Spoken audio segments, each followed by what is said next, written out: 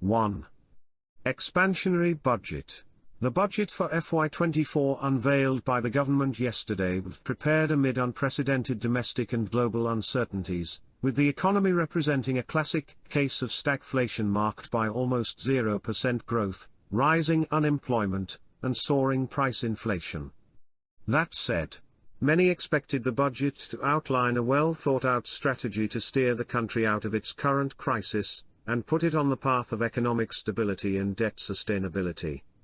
However, by overlooking certain measures, such as the documentation of the economy and privatizing loss-making SOEs, the government has failed to turn a crisis into an opportunity. Finance Minister Ishaq Dar's budget speech contained not a single word on how the government planned to pull the country out of the current economic morass. At best, the budget seeks to balance some populist measures ahead of the next elections, with tough conditions imposed by the IMF for the resumption of the soon-to-end $6.5 billion bailout loan program.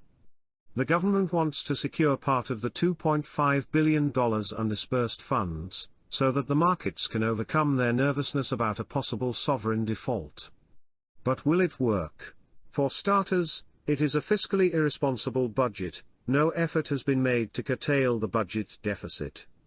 The fiscal plan that the budget has laid out will lead to the accumulation of more debt, even if the targets, tax and non-tax revenue of Rs 12.16 TR and GDP growth of 3.5% are met, despite the odds.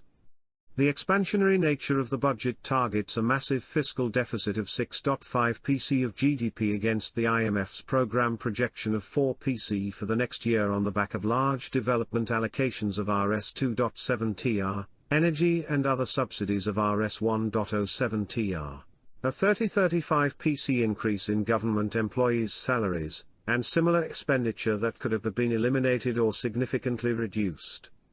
That is going to be problematic in Islamabad's ongoing talks with the IMF. If the lender doesn't agree on these numbers, the government will soon have to revise its spending targets. Nor does it explain how the government intends to meet the other crucial IMF condition of commitments to cover the financing gap of $6 billion.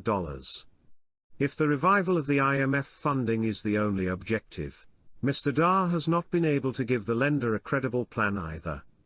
We are living in challenging times that require a paradigm shift in how we manage our debt-ridden economy. There are no easy fixes. If the government thinks it can revive the competitiveness of a broken economy and stimulate growth through large but borrowed development stimulus and the distribution of freebies, it is mistaken. Pakistan needs to make some tough choices to get out of the present crisis.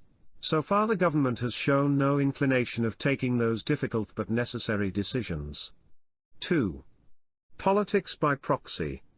Like some grotesque phoenix, the Islamai Pakistan Party has risen from the still smouldering ashes of the PTI. Jahangir Khan Tareen, who was once regarded as something of a hero by PTI's supporters for rounding up and jetting in independents after the 2018 elections to help ensure Imran Khan had the numbers to form a government, on Thursday unveiled his own political party. The presence of familiar faces by the powerful sugar baron's side would have greatly stung PTI's supporters. They need not lose much sleep over the betrayal. These electables and independents had once parachuted into their ranks in droves only because the kingmakers wanted to see Mr. Khan as Prime Minister. Now that that romance is over, the parachuters are leaving just as quickly to join the latest King's party. If Mr. Khan really believed he'd come to power on the basis of his own popularity, he should disabuse himself of the notion and reflect on the choices he made in 2018. There will be lessons aplenty for the future. What is left of his party may even rise up stronger from the experience if it can focus on internally strengthening itself. Learning from the experiences of the PPP and the PMLN may offer some insights. The PMLN has made it clear it will be angling for the new party's support. Mr. Tareen enjoys good relations with the N-League leadership, and the two may leverage each other's strengths in Punjab.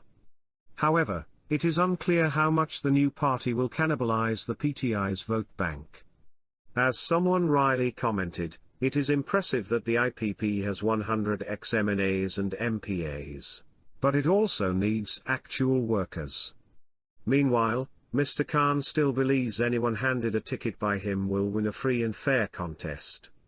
Instead, will the IPP attempt what the TLP accomplished in 2018, e.a.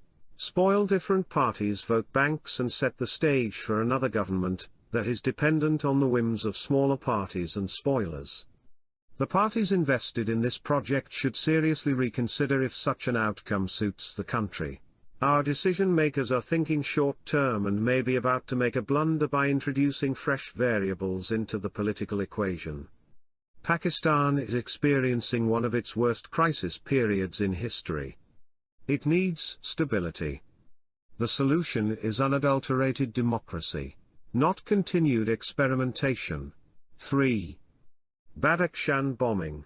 The gruesome tactic of attacking funerals is part and parcel of the militant playbook. Several funerals have been attacked, mostly in KP, over the past few years during the height of militant activity in the country. Similar scenes of carnage were witnessed when the funeral of the acting governor of the Afghan province of Badakhshan was targeted in Faizabad, the provincial capital, on Thursday. Nisar Ahmad Ahmadi was killed by a suicide bomber on Tuesday in an attack claimed by the self-styled Islamic State group, and mourners who had gathered for his last rites were targeted in a mosque in a second strike. It is widely believed that IS is also responsible for the latter. At least 15 people have been killed in the mosque blast, while several more received injuries. This is not the first time IS militants have attacked senior members of Afghanistan's ruling Taliban movement. In January, a suicide bombing caused a high number of casualties outside the Afghan Foreign Ministry in Kabul, while in March the governor of Balkh was assassinated, also in a suicide blast, by IS in Mazar-i-Sharif. The locations of the aforementioned attacks indicate that IS can strike across Afghanistan. The latest atrocity in Badakhshan occurred in an area which is close to Tajikistan, China, and Pakistan. The bombing comes as a reminder that left unchecked, IS has the capability to cause major havoc within Afghanistan, as well as to imperil the security of neighboring states. That is why the Taliban regime must cooperate with regional countries in counter-terrorism efforts. This also means that Kabul's rulers cannot be selective about the militants they choose to fight. For example, the Taliban cannot go after IS and leave the TTP, their ideological comrades, to carry on with their anti-Pakistan activities. Afghanistan's counter-terrorism efforts must target all militants, and regional states should extend their help to Kabul to neutralize the threat. Published in Dawn, June 10, 2023.